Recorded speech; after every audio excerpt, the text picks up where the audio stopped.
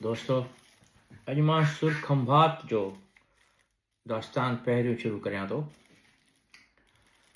सुरखंभात लतीफ़ साईं इन पस मंज़र में चयो आहे जो हू चंड जे रोशनीअ ऐं उन जी जेका बहितरीन चमक आहे ऐं उन जी जेका सुहाई आहे ऐं उन जी जंहिंखे ॾिसण सां इंसान जो रूह ख़ुशि थिए थो, उन जी तारीफ़ करे थो, मगर उन सां गॾु इहो पिणु चए थो त चंडु चाहे केतिरो बि उभरे, चाहे केॾो बि सुहिणो छो न हुजे, ऊंदाही राति में उन जे अछे रंग सां जेका बि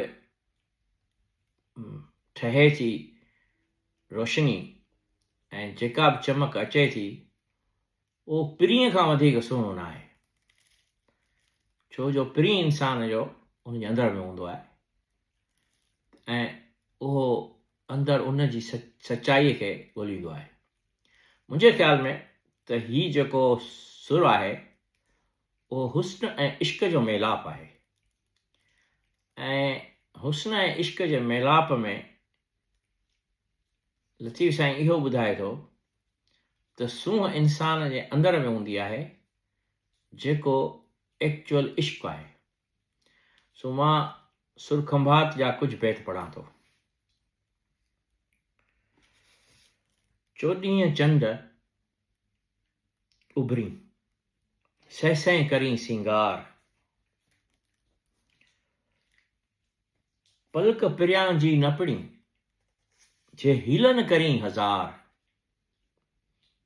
जहिड़ो तूं सभु ॼमार तहिड़ो दम दोस्त जो। सहसह सिजन उभरे 84 चंडन, सहसह सिज उभरी 84 चंडन, बिल्लाह री पिरी सभु ऊंदाही पाया।